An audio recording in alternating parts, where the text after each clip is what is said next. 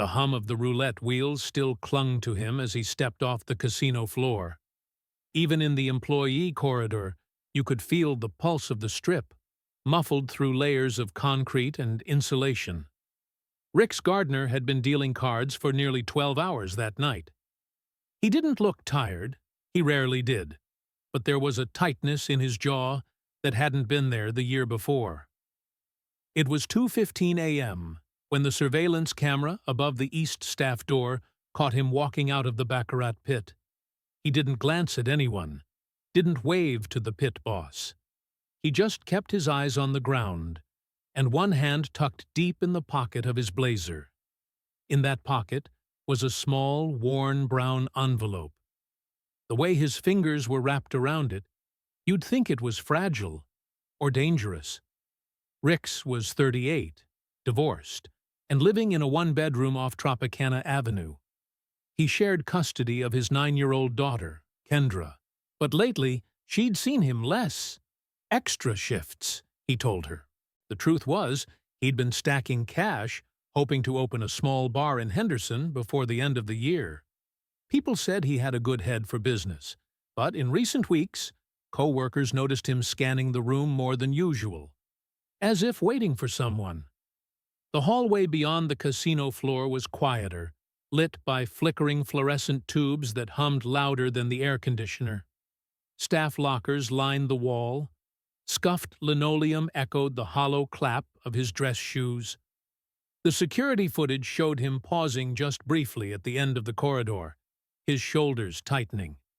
His head turned slightly, not enough to see what he was looking at. Then he pushed through the heavy metal exit door into the service alley. Outside, the difference was jarring. The noise of slot machines and piped-in Sinatra gave way to the smell of hot asphalt and fryer grease, drifting from the 24-hour diner across the street. A row of dumpsters loomed against the far wall. The alley was lit in patches, bright under the mounted lamps, almost black in between. The night was dry, a late summer heat still radiating off the brick. He didn't know the cameras could still see him from this angle, but one caught him passing the dumpsters, heading toward the street. His pace was steady, not rushed, but purposeful. At the far corner, a delivery truck was parked, its side panel rolled up like a dark mouth. That was the last frame where Rix Gardner existed on record. When the truck pulled away a few minutes later, no one noticed. The alley looked the same. Trash cans, shadows, a few cigarette butts ground into the pavement. His car, a silver '85 Buick Regal, sat untouched in the employee lot. By morning, his absence was noticed. He wasn't the kind of man to skip a shift or vanish without telling anyone. His locker was still locked, his coat hung neatly on its hook, but on the bench beneath it, folded into the crease of a casino napkin, was a single line written in his blocky handwriting. "Don't follow me." The napkin was crumpled, as though he'd changed his mind about leaving it, then shoved it back in haste. There was no signature, just the faint imprint of something circular in the corner. Maybe a glass, maybe the bottom of a coffee mug. That note, small enough to miss entirely, was the only thing he left behind. And nobody knew whether it was a warning or an invitation to start looking. Just wondering, where are you watching from? Write it down, Bello. The search started before noon the next day. 2 Metro units cruised the side streets around the casino, while a pair of detectives went door to door with Rix's picture. Inside the employee entrance, security was already combing through hours of grainy VHS footage. There was no sign of him past the service alley. The camera covering the corner had been out since June. "Budget cuts," someone muttered. His apartment on Tropicana looked like he'd stepped out for coffee. A half-full mug sat beside the couch, the coffee inside cold and ringed with a thin skin. The television was on, tuned to a late-night movie channel. The blinds were shut, but not latched. His passport was missing from the desk drawer, along with a few $100s from a shoebox in the closet. The rest, his wallet, credit cards, utility bills, remained untouched. It didn't look like a robbery. It didn't look like a planned move, either. Neighbors said they'd seen him that afternoon carrying a small grocery bag, smiling at the woman across the hall. No one noticed anything unusual except for a single remark from the old man downstairs. Rix had told him, "Some folks don't forget old debts," before heading inside. The man had taken it as a joke. In the alley behind the casino, crime scene techs marked a series of faint shoe impressions in chalk. They matched the soles of the black Oxfords Rix wore at work. The prints went straight for about 20 meters, then stopped abruptly. No scuffs, no drag marks, no signs of a struggle, just absence, as if the man had stepped into the air. One of his co-workers, a fellow dealer named Carla, agreed to meet the detectives in the staff lounge. She looked tired, maybe more afraid than tired. "There was a guy," she said, lowering her voice even though the room was empty. "Tall, tailored suit, not casino security. I saw him talking to Rix around midnight by table 4. I'd never seen him before. He didn't touch him, didn't raise his voice, just talked. Rix looked like he wanted to be anywhere else." She couldn't say what they discussed, only that Rix avoided the floor for nearly an hour afterward, taking shifts in the back poker room. Detectives ran the casino's guest list, employee rosters, vendor logs. No trace of the man in the suit. And then, silence. For 2 weeks, nothing surfaced but the same unanswered questions. Was Rix leaving on his own terms, or did someone make that decision for him? It wasn't until August 18th that something new happened. At 3:04 a.m., the phone rang in a small stucco house on the east side of town. It was Rix's mother, Doris, who answered. The connection was thin and crackled like bad AM radio. She said she knew the voice instantly. "Don't let her come here," Rix whispered. Her first instinct was to ask who "her" was, but before she could speak, the line went dead.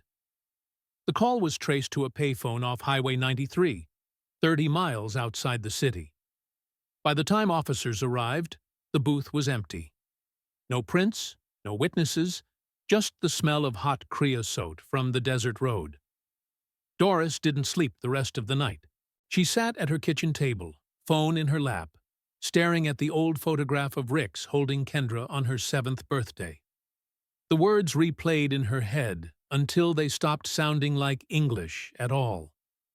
By the spring of 1991, the Strip had already moved on. Tables turned, new faces filled dealer boxes, and the pit bosses learned the names of a fresh batch of night shift regulars. In the files at Metro, Rix Gardner's case slid from the front of an accordion folder to somewhere in the middle. It didn't close. It just stopped making noise. Sightings kept the hinge from rusting shut. A bartender in Phoenix swore a man matching Rix's build came in late one Tuesday, ordered club soda, and sat where he could see the door and the mirror at the same time. A motel manager outside Kingman claimed a quiet Vegas guy paid cash for a week and left at dawn on day 3. Bed made tight as if he'd never used it. None of it held when detectives pushed. Dates fuzzed. Descriptions bled into each other. Memory did what it always does when you ask it to behave like evidence. 2 years later, in a cramped newsroom 8 blocks off Fremont, a reporter named Elena Ruiz started pulling on a different thread. She'd grown up in Henderson, had a mother who dealt 21 for a decade, and a father who taught math and kept a tidy ledger of receipts in cigar boxes. Cold cases appealed to her because numbers gave up when you begged, but paper gave up when you listened. She began with the familiar, the casino alley, the napkin, the clipped recording of Doris's phone call. Then she widened the edges. Illegal rooms had always existed one step off the Strip. private clubs with passwords, games that didn't pay taxes or take IOUs. In the late 80s, one such ring drew federal heat. The files, what she could pry loose, were brittle photocopies and lists with black boxes where names should be. In a supplemental appendix, buried under 3 pages of redactions, she found a reference line that made her stop. Potential witness. Unconfirmed. Gardner. R. No statement attached. No follow-up. Just the name pinned to a wall of other names that, unlike his, had dates next to them. She requested access to the evidence catalog from that federal case, more out of stubbornness than hope. The clerk at the off-site storage facility handed over a clipboard with a slow smile apology about missing boxes and misfiled barcodes. Elena signed anyway. 4 shelves down, spine of a banker's box split from humidity, she found an envelope funded by a budget that didn't exist anymore. Brown craft, sealed, dated August 1990, in a hand that had been taught to print in block capitals. She carried it to a table under a flickering strip light, took a breath long enough to respect what sealed paper asks of you, then slid it with a thumbnail. Inside, a single photograph, glossy, edges nicked by time. Rick's, side profile, hair pushed back by wind, stood beside a woman in a denim jacket on a shoulder of empty blacktop. Behind them, desert. Not the French postcard version, no saguaro silhouettes or cinematic sunset, just pale scrub and a run of low rock that looked close enough to touch and far enough to swallow a person. The woman's face was turned toward him, laughing or speaking.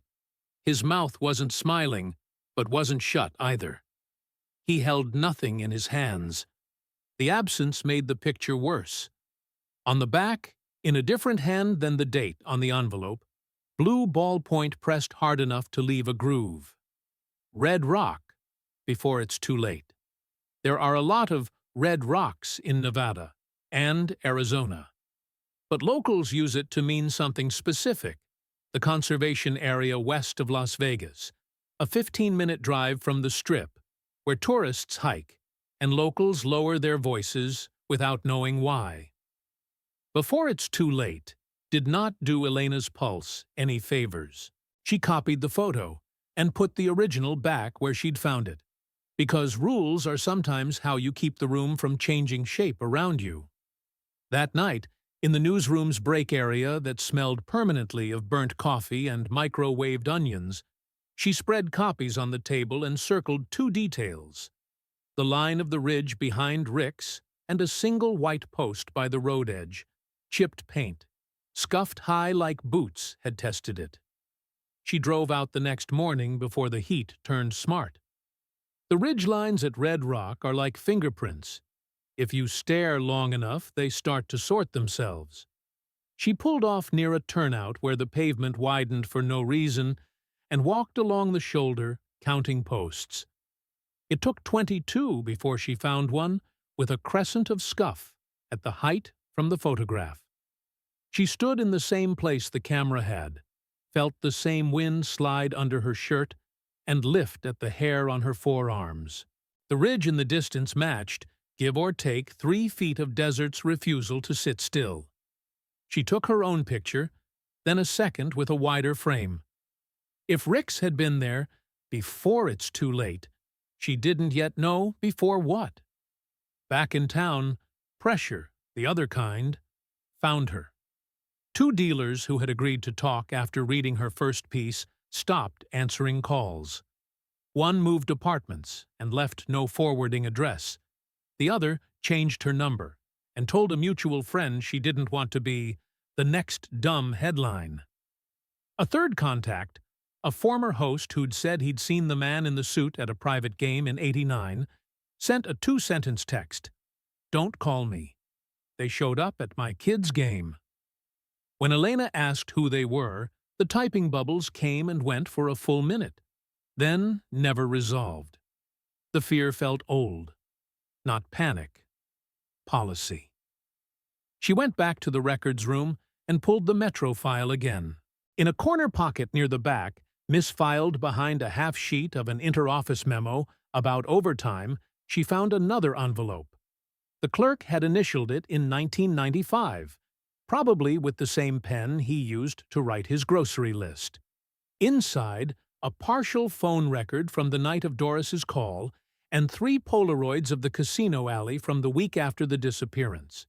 The alley looked the same: dumpsters, stains, a rectangle of light from a door held open, and yet the Polaroids had an ache the digital copies didn't. In the second frame, a shadow crossed the far wall at an angle that didn't make sense unless someone had stood in the truck bay while the shutter dropped. She tracked the payphone on Highway 93. A decommissioned booth now, plexiglass gone yellow, handset missing. The gas station attendant, who had inherited the booth's corner, remembered nothing except that people liked to pull in at night and stare at the dark before deciding not to buy anything.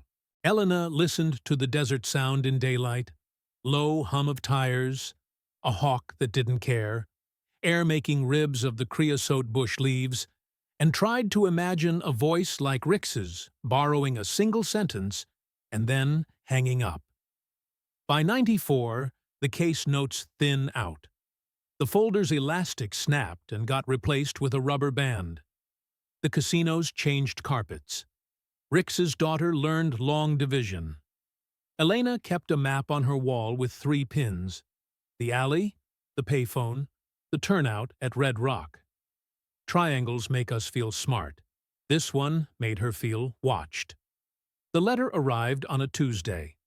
No return address. Postmark smudged into anonymity by a machine that didn't care about fear. Inside, clippings, cut with the impatience of a dull scissor. A review of a lounge act at a hotel Rix had never dealt in. A brief about a guilty plea in a bookmaking case. A 1-column piece Elena herself had written. 2 years later. The man who walked out the door. At the bottom of the envelope, a single strip of paper, hand-torn from a larger page. 6 words in a block print that tried too hard to be steady. It wasn't his choice. She read it again, then held it up to the lamp to see if the paper would confess anything else. Nothing. No fingerprints. No watermark she could date. Just the sentence, heavy as a palm laid flat on the middle of the story she'd been telling herself. She taped the line beside the photograph of the road and the ridge. The words changed the photo. The woman's turned face stopped looking like romance and started looking like warning. Rix's half-smile became a man caught halfway between a plan and an instruction. "Don't follow me," read differently if someone else had put the napkin in his hand. That night, Elena parked 2 blocks from her apartment and walked the long way around, watching reflections in dark glass. A black sedan idled at the curb with its lights off, then pulled away without hurry as she approached. She told herself it was nothing. A person can only tell that to herself so many times before the structure of it wears thin. In the morning, she called Doris, told her about the letter in careful, measured words. There was a long silence on the other end, then a voice-aged breath. "He was always polite," Doris said, "even when he lied." "What do you think he lied about?" Elena asked. "Not a thing," Doris said. "Everything." Elena set down the phone and looked at the map again. The 3 pins didn't move. The triangle didn't collapse. But the space in the middle of it, the part you can't print, the part that turns a case into a story and a story into something you can't set down, felt smaller. The newsroom AC cycled on, rattled, went quiet. On her desk, the photo of Rix and the woman in denim curled slightly at the corners under the lamp's heat. She picked it up, flipped it over, and traced the words with a thumbnail until the blue ink left the faintest relief against her skin. Before it's too late. The question that followed wouldn't leave the room. Too late for what? And for whom? If this story touched you, even a little, let me know in the comments. I read them all. The wind in the Nevada desert doesn't whisper. It scrapes. By late morning, it had already pulled a thin layer of grit over the trail that cuts toward the sandstone ridges outside Red Rock Canyon. 3 hikers from Utah had gone off the main loop, chasing a photo angle they swore they'd seen in a travel blog. The plateau they climbed to wasn't remarkable, just sun-blasted stone, cracked in spiderweb lines, the kind that burns the palm if you steady yourself too long. The air was dry enough to sting the inside of your nose. Creosote bushes clung in isolated knots, their shadows sharp and thin under the August sun. They were about to turn back when the youngest of the 3, a wiry man in a faded Denver Broncos cap, noticed something at the edge of a shallow depression. At first, it looked like bleached driftwood. But driftwood doesn't lie half-buried 20 miles from the nearest water. He crouched, brushed away the sand with the back of his hand. A curve of bone emerged, porous and pale. Then another. The smell came up, faint but definite. That mineral, hollow scent of something long dead but not completely surrendered to the earth.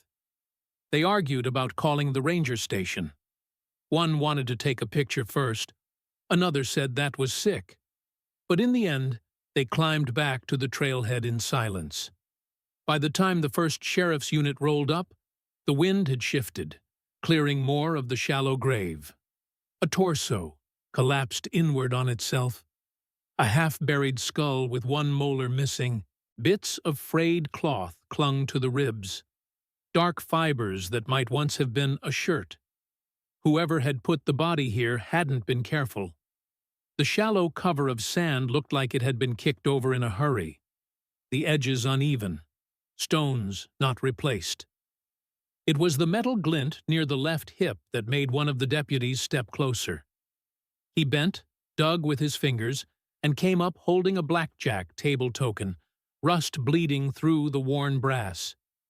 Even before he read the embossed lettering, the logo was familiar to anyone who'd worked the strip before the millennium. The Mirage, 1989 opening year design. The news spread before the ME's van even left the access road.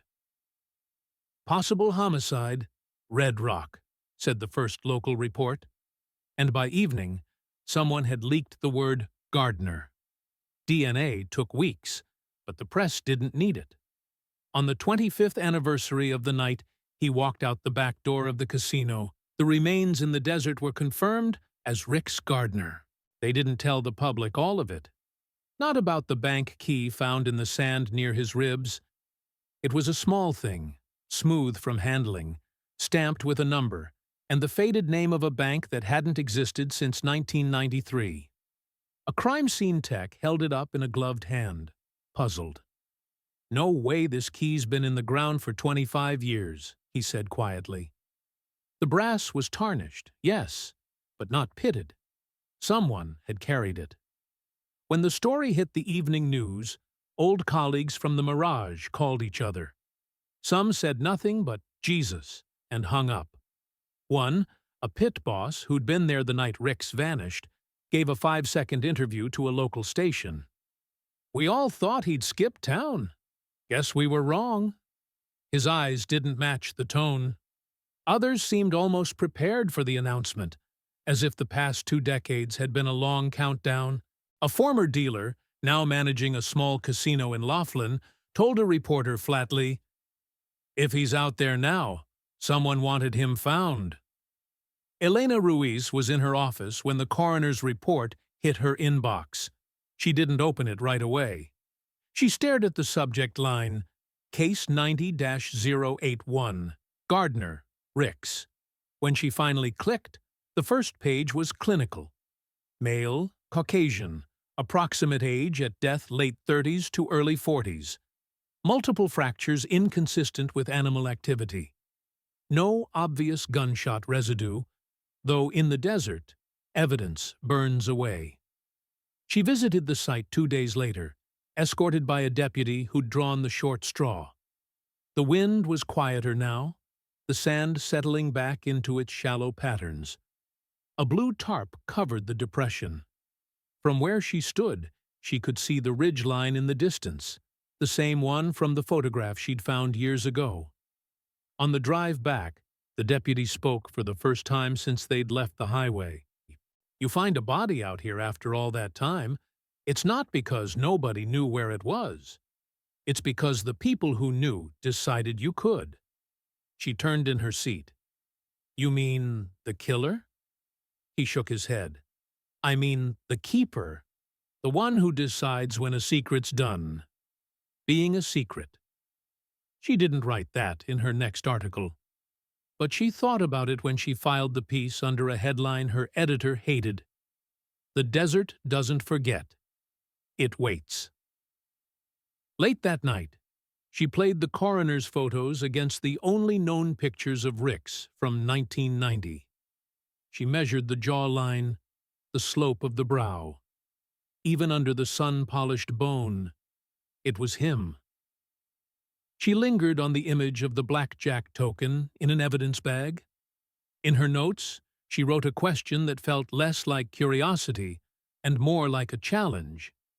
If he's here, who put him here? And when?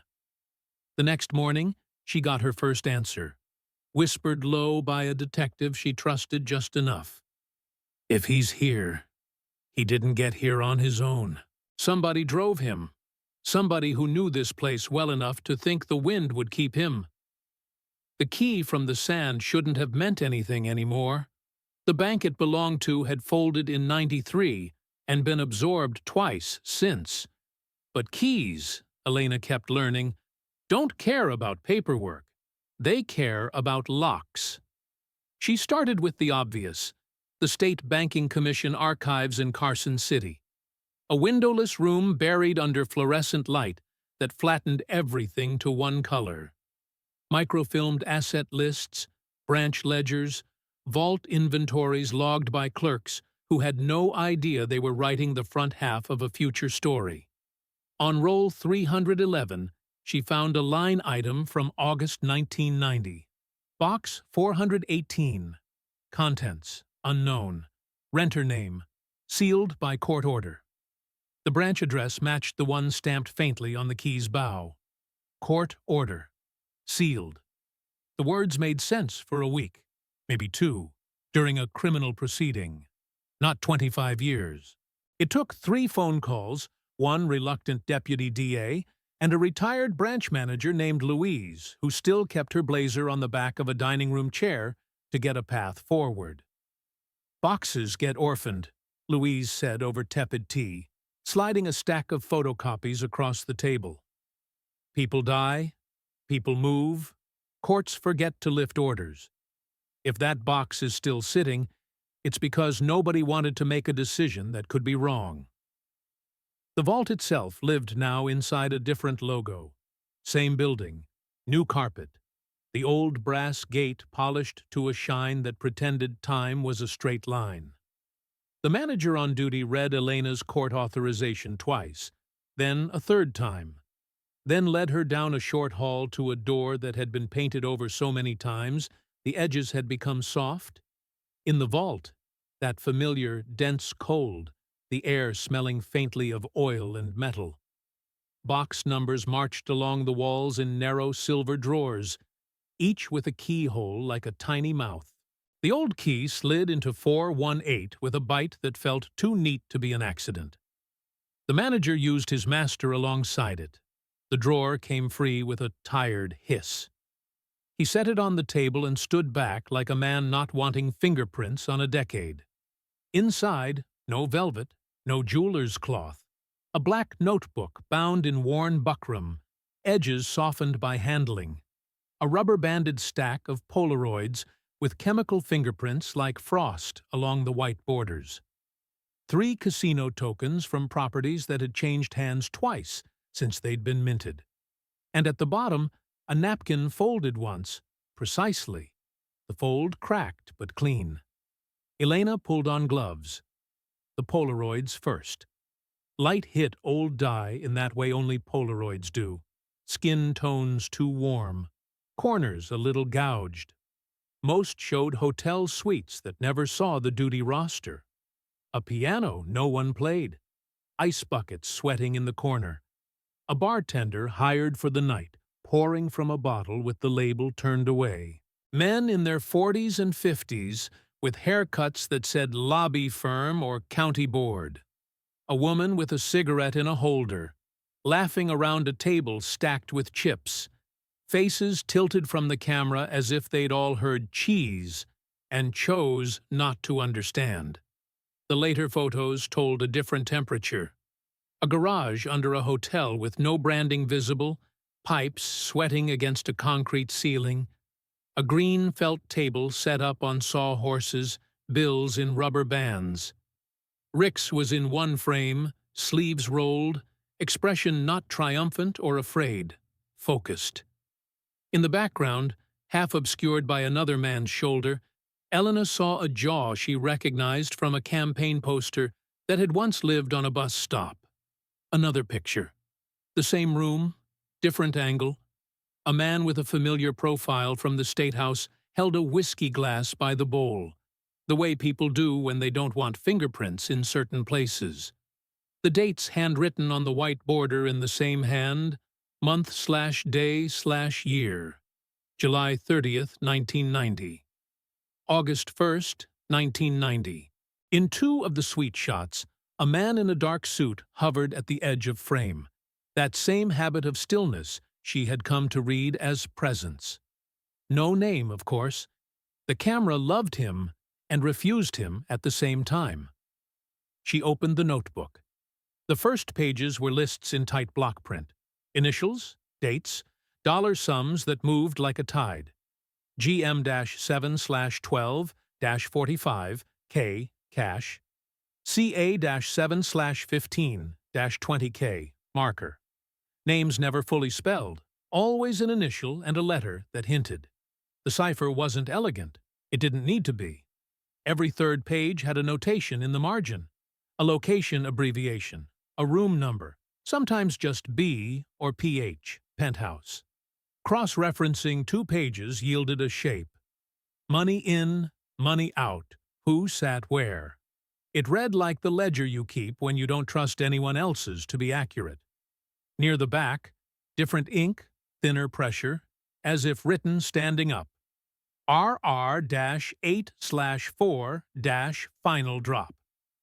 She stared until her eyes wanted to make RR into a dozen other letters. She didn't let them. The date punched through anyway.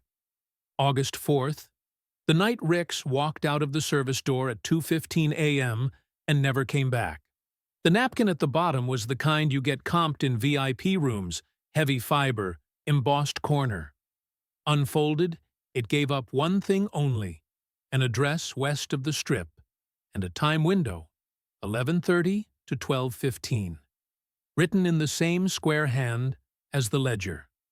No signature, no instruction. A map with a door and the charge to arrive exactly when the world could pretend you had not.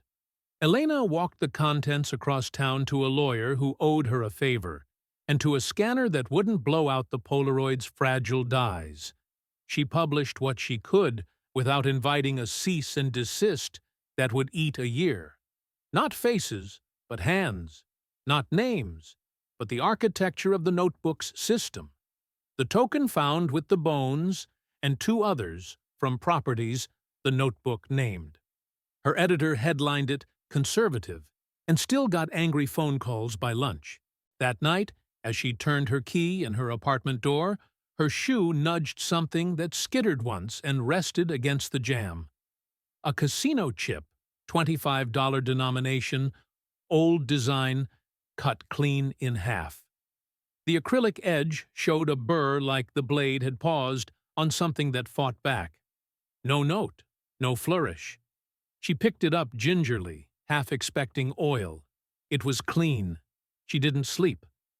At 2, a car idled at the curb for 6 minutes and then left. At 4, someone buzzed the downstairs intercom and said nothing. Morning made coffee taste like metal. She went to the paper anyway. The newsroom felt 10 degrees colder than usual. The phones rang in clusters, 2 from attorneys representing men whose names she had not printed. 1 from a publicist who used passive voice like a weapon. Her editor said to watch her back, and then, more usefully, slid a list of private numbers across the desk with his finger on one. Former Federal. Quiet. Hates bullies. The former Federal met her in a coffee shop with terrible lighting and watched the door while he talked. "You are stepping on a timeline that was supposed to stay buried," he said without introduction. "RR means what you think it does. The date, too. The drop was real. A lot of people had their last comfortable night that week. Some of them made sure to stay comfortable anyway." "You're telling me to stop," she said. "I'm telling you the math," he said. "You have partials. They have whole numbers. Whole numbers get you hurt if you show them without backing." Back at her apartment that evening, dust had settled on the hood of her car in a fine, even layer. The kind that quotes whatever finger runs through it. On the windshield, someone had written with one careful swipe, "August 4th is not yours." No exclamation point, no flourish. Just the sentence, the way a man in a suit might tell you a sidewalk belonged to the city, not you. She stood a long time, letting the words become part of the air. The desert light shifted as the sun slid behind a building, turning the message from white to gray. She didn't wipe it away. She took a photo, then another wider one that caught the street, and the way a black sedan half a block down decided to pull away without hurry. Inside, she laid the notebook on her kitchen table again and pressed her palm over the last page. RR 8/4. Final drop. The graphite didn't warm under her hand. The numbers didn't explain themselves. But the feeling that had been building since the coroner emailed her, that the canyon wasn't a grave so much as an accounting, hardened into something with edges. Someone had curated what remained of Rick's Gardner. Someone had decided when to open a box and when to let bones rise. Someone was telling her what wasn't hers. Which, in Elena's experience, meant she had finally put her hand on something that was. The black sedan didn't follow her every time, but it followed enough to matter. Sometimes it would vanish for a day, 2, even 3, just long enough for her to think maybe she'd imagined the whole thing. Then it would reappear in the corner of a mirror, never close, never hurried, always there. By November, she'd read the ledger in the black notebook so many times she could draw some of the entries from memory. Names she'd reduced to initials. Sums that never dipped below 5 figures. And always, the abbreviation that had started as a curiosity, but now sat like a weight in the pit of her stomach. RAR. It wasn't just the Red Rock Canyon. That was too easy. The former Federal she'd met in the coffee shop had been right about one thing. These were whole numbers, not hints. And if she wanted them, she'd have to go find them. The bank records were gone, destroyed after the institution folded. The casino ownership logs were Swiss cheese. Pages missing, lines blacked out, in a way that suggested the ink had been poured over rather than drawn.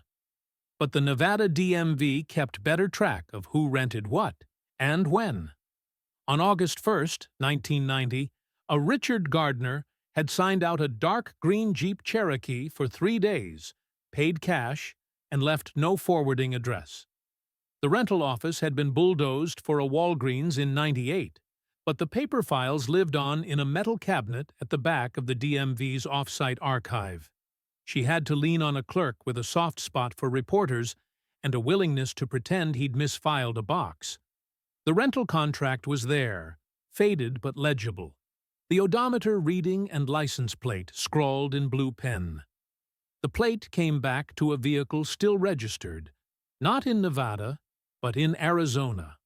She drove the 3.5 hours to a tiny address west of Kingman, an unincorporated speck where the post office doubled as a feed store.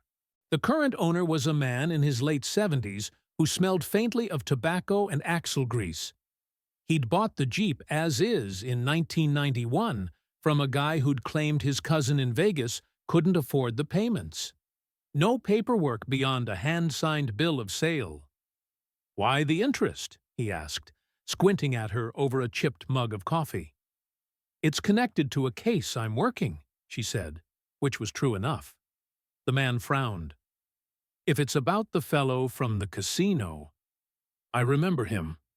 Not well, but enough. Came by here once before I had the Jeep, with 2 other men. Suits. Didn't fit the dirt roads. They asked about trails up toward the canyon. Not the tourist ones, backways." Backways.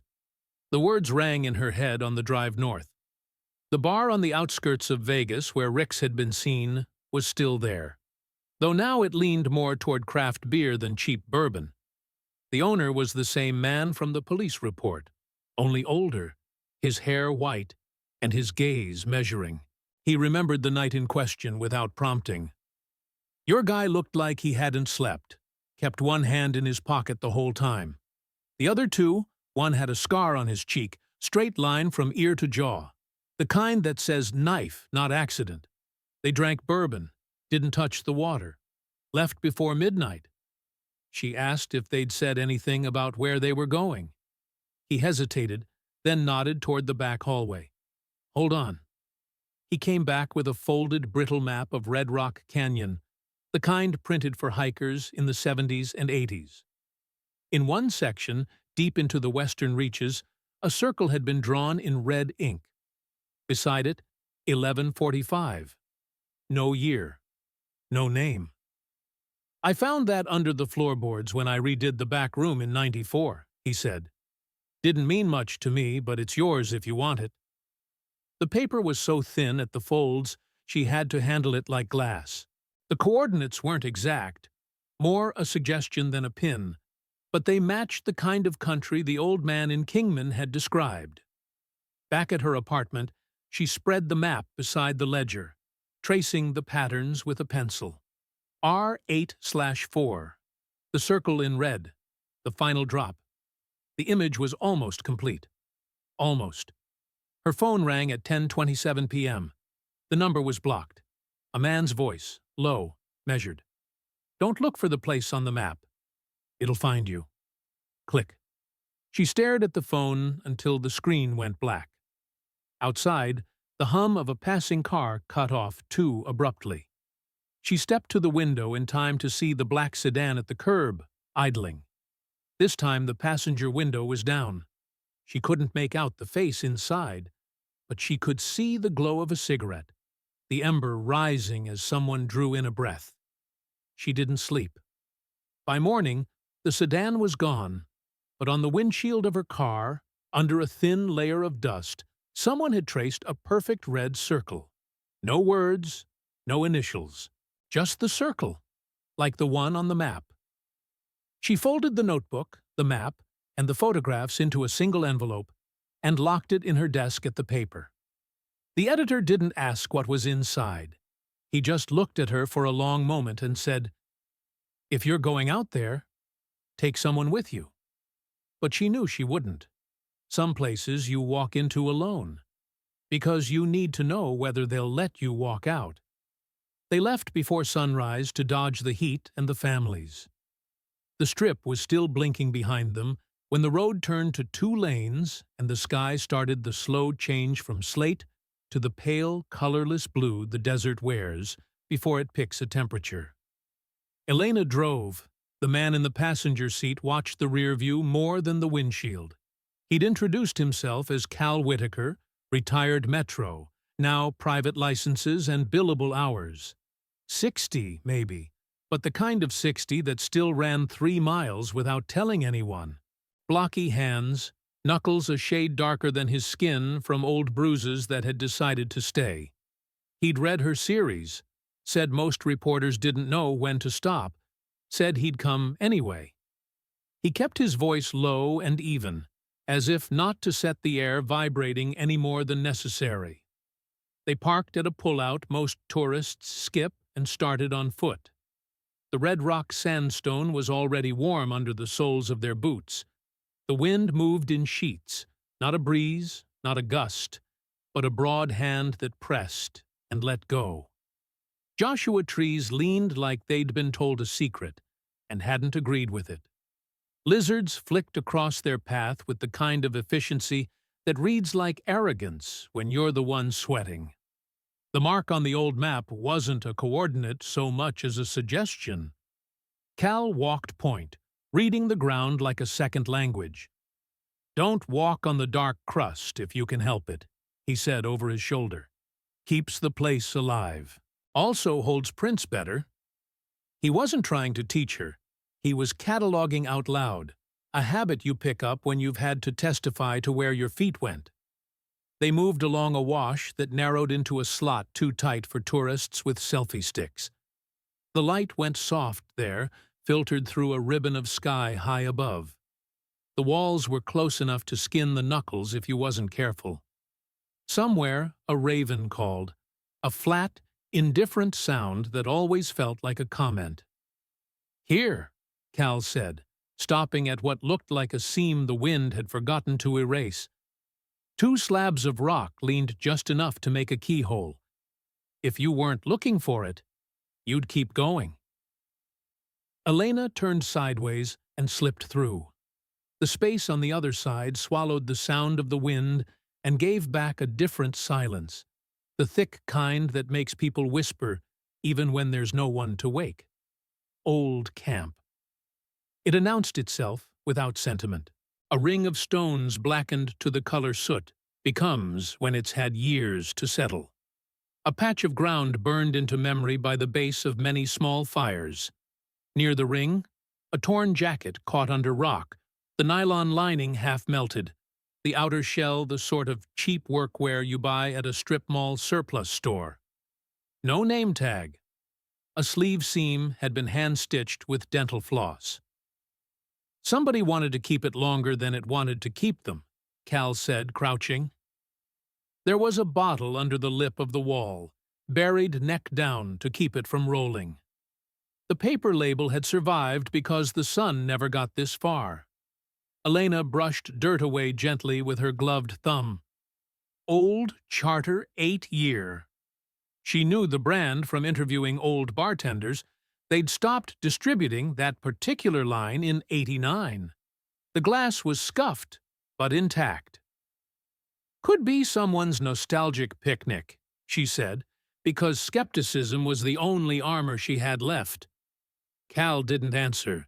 He was working the edges, eyes low, hands hovering before each reach like he was negotiating with the landscape.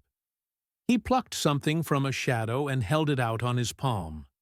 A plastic food sleeve, the kind that encases a gas station sandwich, flattened, grit-grimed, but the ink still readable along the seam. Best by May 16th. Modern font, modern glue, months old, not decades. "Somebody used this place recently," he said. She felt the prickle that starts in your shoulders and climbs your neck in increments you can count if you want to punish yourself.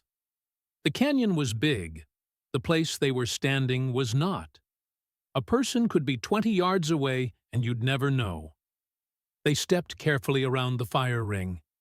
In the ash were shapes that didn't belong to wood, crescents and chips that had melted and hardened wrong. "Burned plastic," Cal said, prodding a piece with the tip of a pen. Or thick acrylic. Elena's beam of sunlight bounced off her phone screen for lack of a better reflector, caught a circle the size of a quarter, fused into the ash. She knelt, eased it free with the patience you use on ticks and memory. It was warped and blackened, but the center took the light just enough to show the faint ghost of a logo. A stylized palm and a simple serif M Mirage. She turned it over. Along the rim, uneven and shallow like they'd been carved with a key or a pocket knife, 2 letters, RG. She didn't say anything for a beat. The last time she'd seen those initials in that order, where they didn't belong, they were etched in her notes, not in plastic. She bagged the chip and labeled it with a date and clock time her body would remember on its own. Cal stood, stretching his knees with a quiet noise that didn't admit to pain. Somebody wanted to burn something they could recognize later, he said, or wanted someone else to. They ate under the lip of stone where the shadow stayed. Jerky. Warm water that tasted like tin and relief. Elena watched a hawk stitch a lazy circle over the far ridge and tried to slow her heart down to the tempo of the desert's boredom. He saw it first. Top of the opposite face, left of that juniper. She tracked his finger. A figure stood against the broken horizon, the way a person does when they're deciding whether they want to be seen. Too far for features. Not moving. The kind of stillness you only get with practice or intent. How long? She asked. Long enough I'm wondering what they've already decided.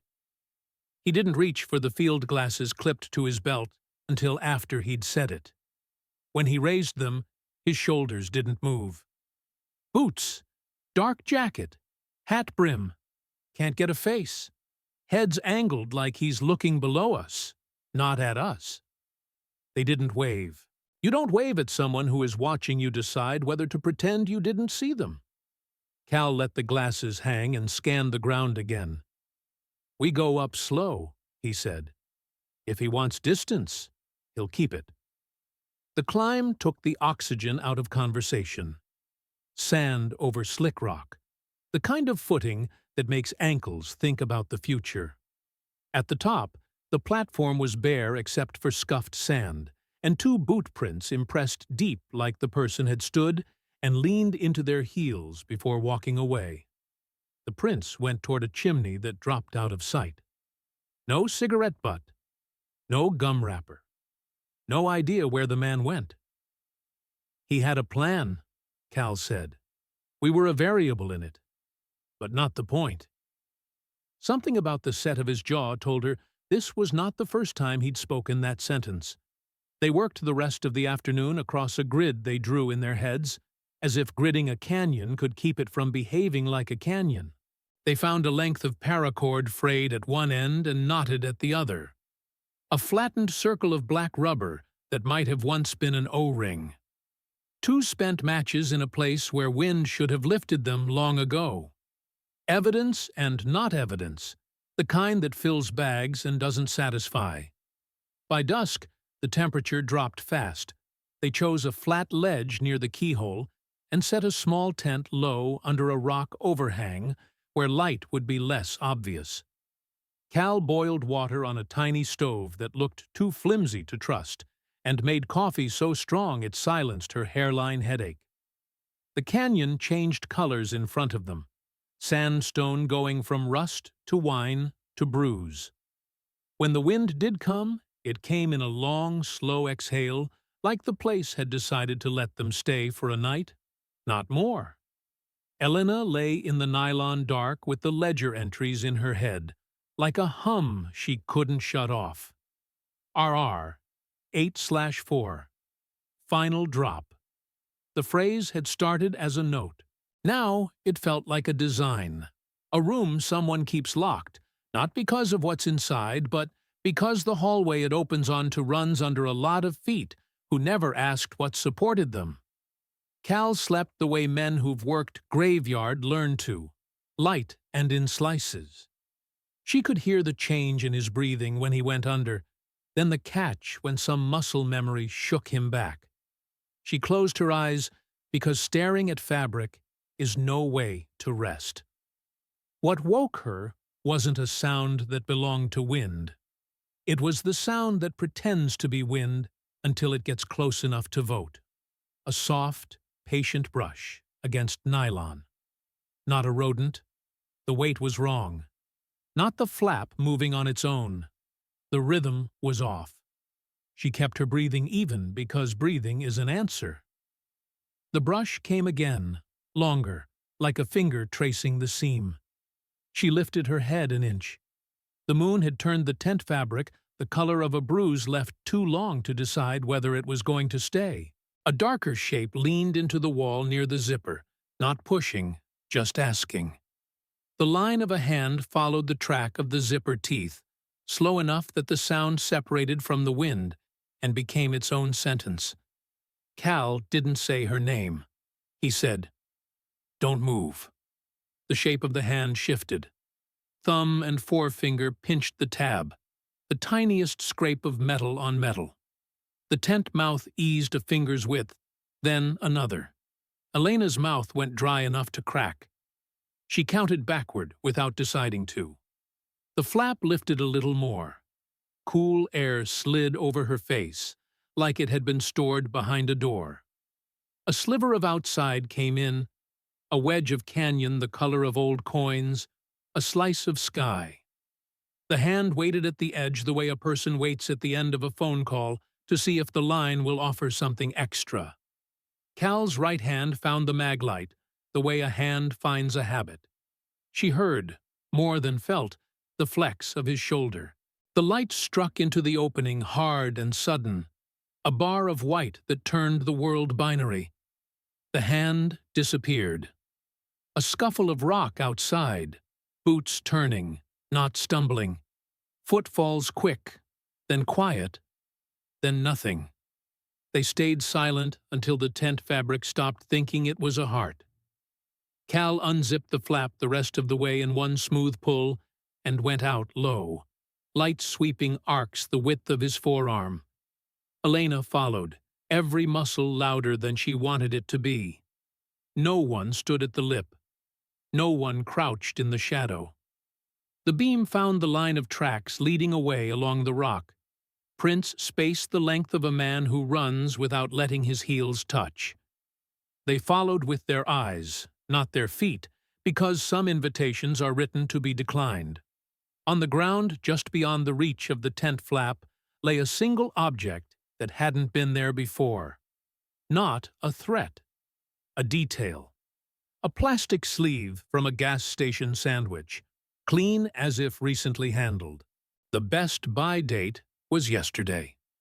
By morning, the wind had stripped away most of the footprints.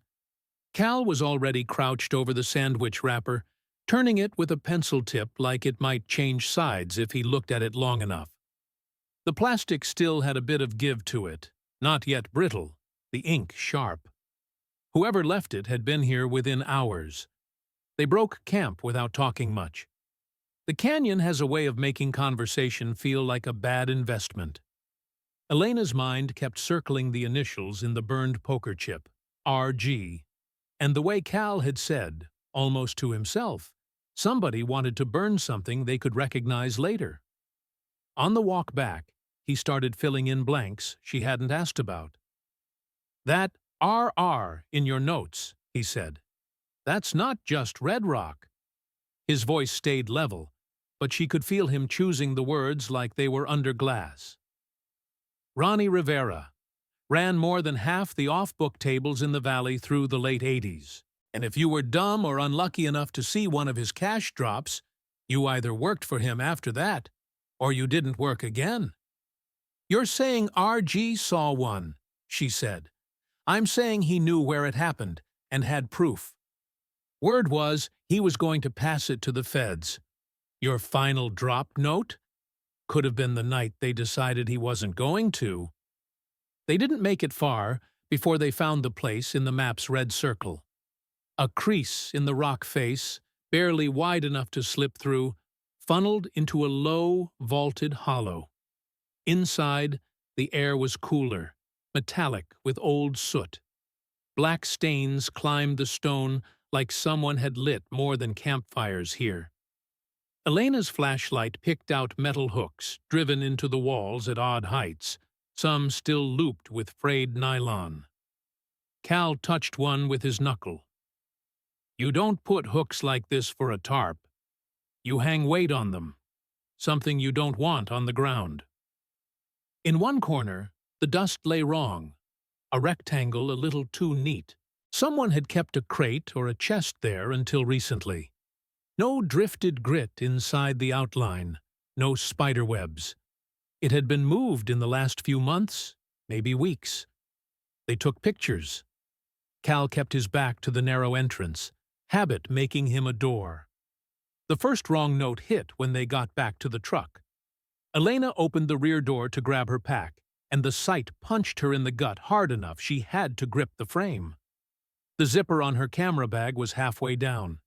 Inside, the folder with the photocopies from the deposit box was gone. Wallet, recorder, spare lens, all still there. Just the folder missing. Cal looked at the untouched glove box, the unbroken lock. They knew exactly what they wanted. The drive back to town ran through a stretch of road where cell service died like a candle in the wind. Near the halfway mark, a black sedan appeared in the mirror, not close enough to tailgate, not far enough to be random. Every time Elena eased up, it eased up. Every time she pushed over the limit, it matched. When the road widened into 3 lanes near the city, it peeled off without a signal. At the motel, Cal did his usual slow lap around the lot before they went in. The hallway smelled faintly of bleach, the way cheaper places try to cover age. Elena went to her room first, found nothing moved. When she walked down to his a few minutes later, the door was propped on the bolt, and he was standing by the bed, staring at something small and bright against the white sheet. It was half of a casino chip, Mirage logo, clean break through the middle. He didn't touch it. "You ever see the other half?" he said. "It means somebody's closing your tab." That night, she left the curtains open just enough to watch the parking lot through the gap. Neon from the gas station across the street pulsed on the hood of her car, and every time it went red, she thought she saw a figure leaning against the lamppost at the far end. It could have been the pole itself. It could have been her nerves writing in the blank spots. At 3 a.m., her phone buzzed against the nightstand. No caller ID. She answered anyway, thumb cold against the glass. A man's voice, calm like reading a menu. "He's been dead a long time. You want to stay that way, too." No click, no dial tone, just the line dropping into silence so complete she could hear her own breath, like it was in another room. She lay back, staring at the ceiling, the phrase "final drop" threading itself through the shadows. Somewhere between then and sunrise, she realized the decision had already been made in her head. Whatever was waiting in that canyon or in the files she'd lost, it was going to be told. But she also knew telling it might mean becoming another file in someone else's drawer. And that drawer was already half open. The package was brown and soft at the corners, like it had spent a few extra days in the hands of people who'd never learned how to carry breakables. No return address. The postmark was smeared into a constellation of dots. It was waiting at the newsroom's front desk when Elena came in late, the receptionist's face doing that careful, neutral thing people do when they don't want to be part of whatever you're about to open. Inside, bubble wrap, an old Maxell VHS cassette, with a paper label curled at one edge. Someone had written in block print with a pen that dug deep. August 4th, 1990. No other words. No note. They didn't keep VCRS in the office anymore. The IT guy had one at home, for Christmas movies and embarrassing birthdays. And when she explained, he didn't ask why. Just drove back and returned carrying a black deck that smelled faintly of warm dust. He found an old rolling TV cart in storage, the kind schools threw out and department heads adopt out of nostalgia, and wheeled it into a conference room where the blinds still closed properly. The tape slid in with a soft mechanical swallow. The TV cracked to life with a blue rectangle, then the crooked white numbers of a counter. She hit play. Color first, Then the picture fought for a second with a diagonal tear crawling up from the bottom, tracking trouble, and settled into something watchable. The camera wasn't handheld. It sat low, maybe chest height on a tripod, pointed at a blank slice of desert lined with shadow. The light had the blunt mercy of late afternoon in August, the kind that bleaches color and patience at the same rate. Two figures entered frame from the left, men in dark jackets despite the heat. Between them, a third figure shuffled, hands behind, a burlap sack cinched over his head. The man on the right had a scar that cut from the ear down to the jaw. A clean line, precise, the sort a blade makes when the person holding it doesn't shake. The other escort kept his head turned away, brim of a hat shading his face. They walked like people who had measured the distance beforehand. At 27 seconds, the man with the scar turned a fraction toward the camera. The resolution wasn't kind, but it was enough. It was the same profile the bartender had described, the same outline Elena had found hiding in the edges of Polaroids and eyewitness sentences. The men led the bound figure to a cut in the rock. Not a cave, exactly, but the kind of crease you tell yourself you'll look into on the way back and never do. Audio rode up a second after the picture, as if the tape had decided to be merciful before it got cruel. Wind, a faint electric hum, the far-off hiss of tires where there couldn't be any. Underneath it, voices, not clear, but close enough for shape. A different man, off camera, said, almost bored, "Final drop at sundown." Sundown wasn't a time, it was a door. The bound man stumbled once. The sack jerked. One of the escorts yanked his arm like a parent correcting a child who didn't understand schedules. The camera didn't zoom. Whoever said it wanted a record, not a movie. Elena leaned toward the screen without meaning to. The bound man's shoulders, the width of them, the way he carried the slack weight of his hands. It was Rick's. It looked like him the way a distant voice through a faulty payphone still sounds like a person you've loved your whole life. At 1 minute, 12 seconds, he flexed his left hand. It was small, almost nothing, a reflex born of grips learned from children and cards. His fingers tightened around something. On the next beat, the sun hit it. A oval of dull metal with a notch, small enough to hide in your palm. A key. Not the kind you use on a hotel room. The kind that opens a box meant to keep more secrets than cash. The same shape, the same wear at the bow, as the one found near his ribs a quarter-century later. She paused the tape. The screen froze into a mosaic of noise around the hand, but the outline held. She let the frame sit until the air in the conference room changed. The IT guy stepped back, closed the door quietly, and left her alone with it. She pressed play again. At 2 minutes flat, the audio picked up a sound so clean it felt staged. A single sharp report, flat against the open sky. It could have been a gun. It could have been something dropped by someone with a reason to make a certain sound at a certain time. The bound man jerked. The escorts didn't. The camera didn't flinch because cameras don't. Not the ones people set where they plan to come back for them. The tape ran another 30 seconds of wind and colorless rock. Then it bounced to black. No credits. No second angle. Just the counter rolling numbers forward like it wanted to get to 5 o'clock too. Elena rewound, watched again, then a third time with the volume up for anything the tape had hidden. Somewhere in there, amid the hiss and room tone, a phrase surfaced like a fish flashing a scale. He holds it. She couldn't tell who said it, or if the tape was playing a trick only adrenaline teaches you to hear. She copied the cassette into a digital file because 2016 demanded it, and because the tape felt like something someone would come to collect. She sent a still of the hand and the key to the coroner's office, with the quiet detective who had taught her to expect less and notice more. He called back before dinner. "Same make and cut as your bank key," he said. "Wear pattern's damn close. I'm not going to say it's the same key across 2.5 decades, but I'm not going to tell you it isn't." The envelope that carried the tape had no prints. The receptionist swore no one signed for it.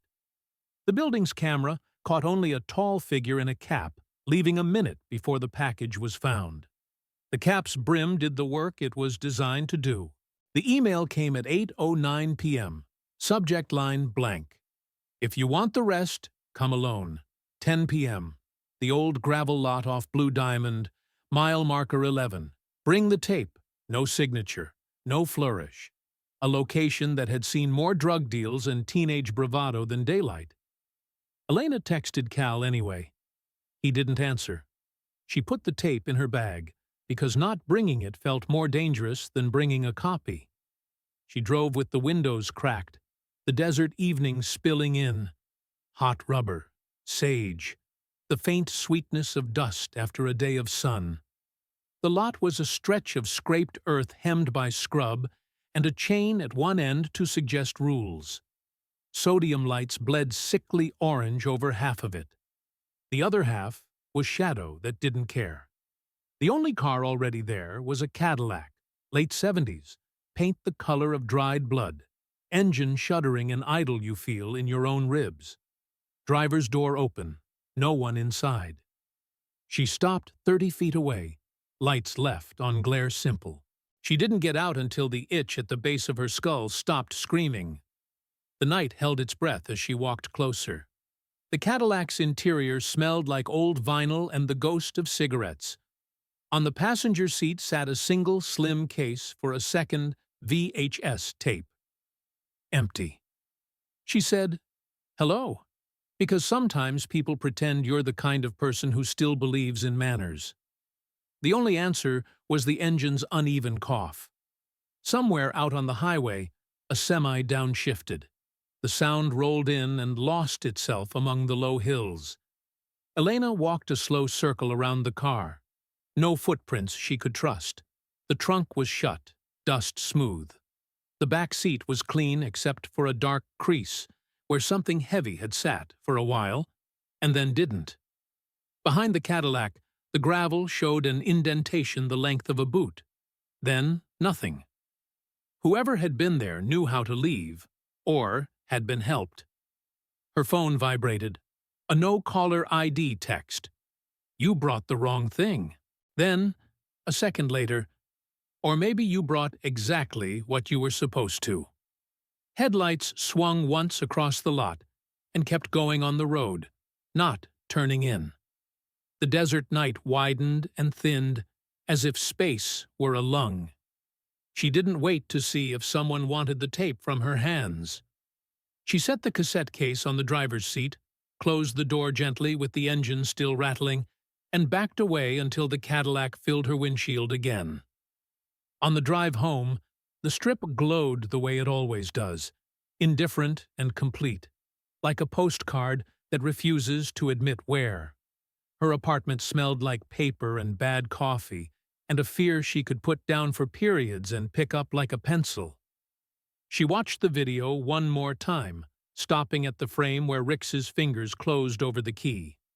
She printed it and pinned it to the wall beside the photograph of the ridge line, the ledger page with RR-8/4- final and the halved chip they'd left on Cal's pillow. The board didn't make a shape a stranger would recognize. It barely made one she did. Doris answered on the second ring.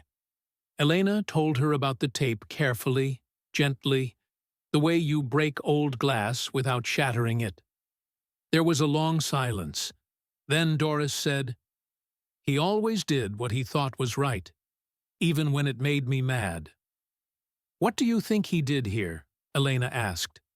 "I think he held on," Doris said. "Longer than they wanted him to." After they hung up, Elena stood at the window and watched the streetlights flare in rhythm with the light on her answering machine. She pressed play, hoping for nothing, and got it. Outside, a car she didn't recognize rolled past, too slowly to be a stranger, too quickly to be a friend. She filed her piece to the editor with the tape digitized in a link and 3 paragraphs more careful than brave.